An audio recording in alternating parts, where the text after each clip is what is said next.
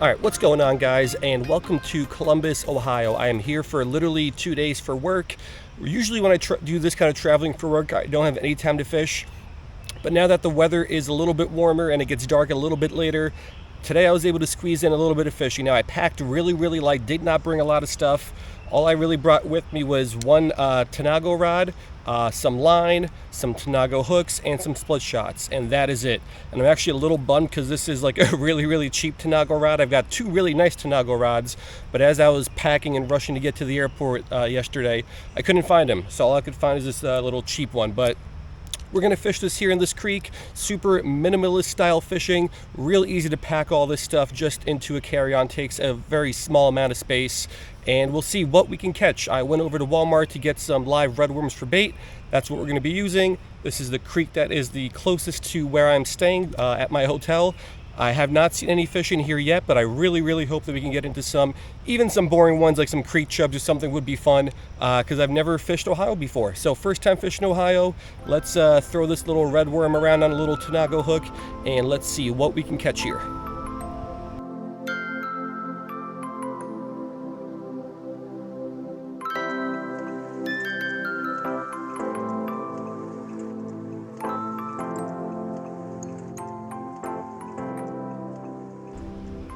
Alrighty, so here we are in the creek. It is freezing and I didn't see any fish from shore, and just waiting it for about 2 minutes or so, I'm not seeing any fish here either.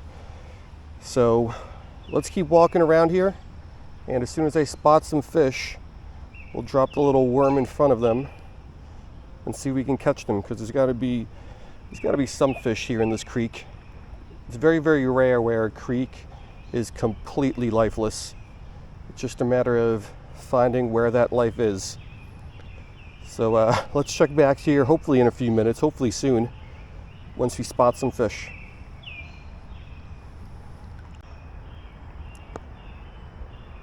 Alrighty, spotted our first fish here. Some sort of a darter, I believe. Now dropping this worm in front of him is going to be tough with this current. There we go. Is he at all interested? No, he is not.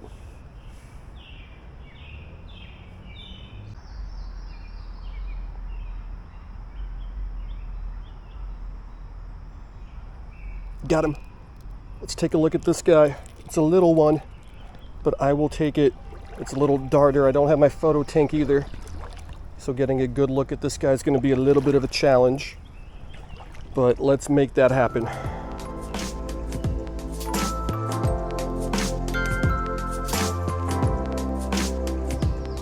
All right, you guys ready for the bad news? He dropped back in the water.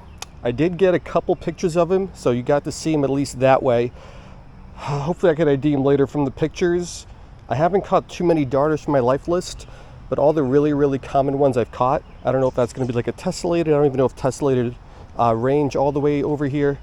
Hopefully it's a new species, and hopefully we could ID him from the picture. But at least we got one, which is better than none. Now let's keep fishing. Let's see if we can catch some other little micros here.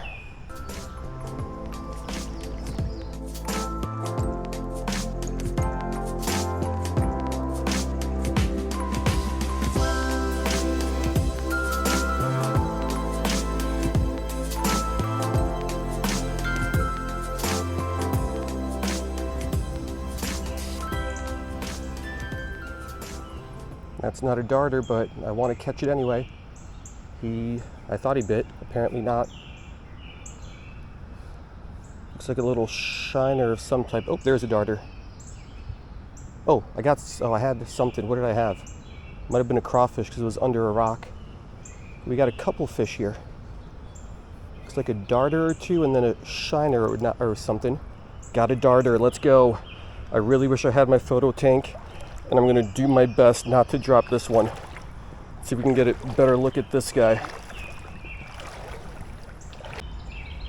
All right, so here he is.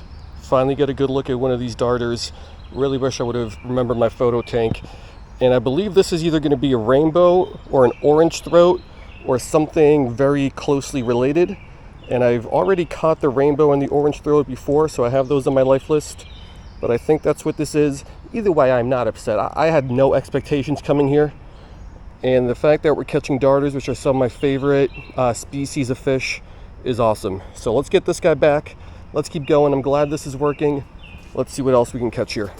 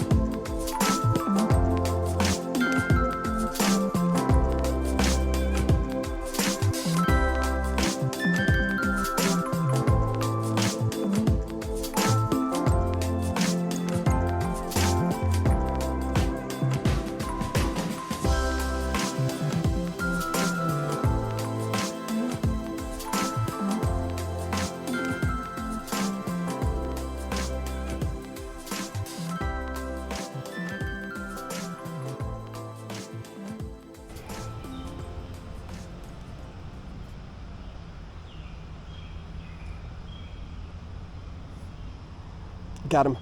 Another darter. Biggest one of the day. Which bank is closer? Let's go over to that bank over there. Let's see if we can get a better look at this guy. All right, so I believe this is why we go over the bank, in case that happens and he splits the hook. So I believe this is going to be a new species, not only for today, but for my life list as well. I don't know what that first one was. The second one was definitely different. The second one was like a rainbow orange throat something. This looks more like a greenside darter or something like that. That head is just like more downwardly curved, I would say, and he's a little bit more elongated and not as deep bodied as like a rainbow or an orange throat. So I don't know what it is. Maybe a greenside or something similar. Either way, new species for the day, and pending ID, this will be a new addition to the life list. So this is a really great catch. Now let's get a picture of this guy. Let's try to ID it here at some point, and let's add it to the life list. This is not an easy fishing session, but we're doing okay here.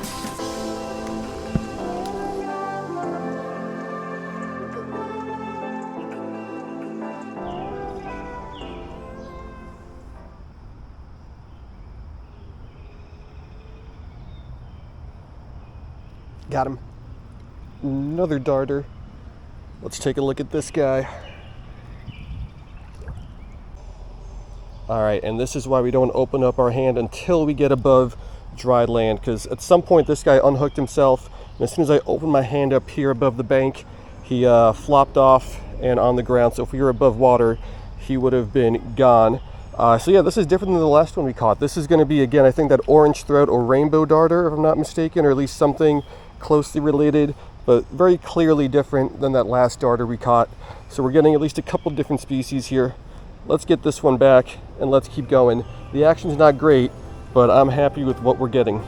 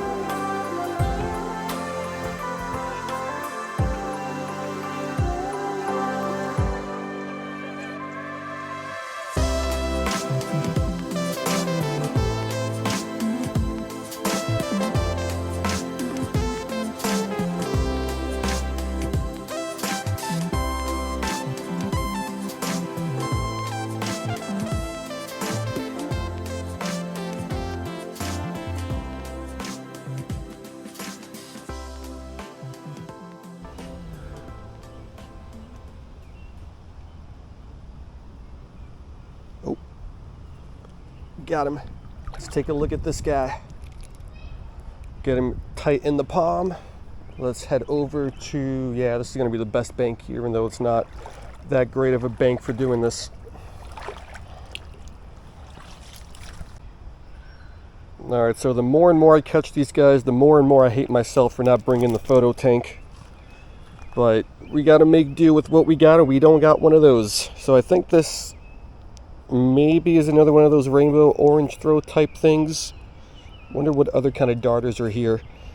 How many darters are there in the U.S.? It's got to be like well over 100 different darters. And they all, not all of them, but a lot of them look pretty similar. But yeah, let's get this guy back. I don't know if we're going to catch another one because I still got some work to do tonight at the hotel. So let's get this one back. We'll fish for a little bit longer, but this might just do. We might end it on this cute little darter. So yeah, let's get this guy back and we'll see what happens.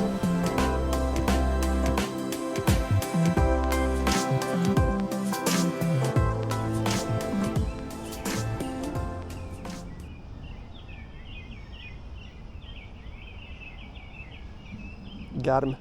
Let's take a look at this little guy. It's a small one. None of these banks here look very promising. Let's head over to the far one, even though it's a little muddy. And let's take a look at the last fish of the day, because we definitely gotta head back after this one. All right, another little darter, and and he's on the ground. Let's reach down here and grab him. Good thing we are over the bank and not over the water. But yeah, another little darter. This will be our last one for the day for sure. I think it's another orange throat or rainbow or something like that. But yeah, let's get this guy back, and now for sure, let's go ahead and let's wrap it on up. And this has been a way better fishing session than I was honestly anticipating.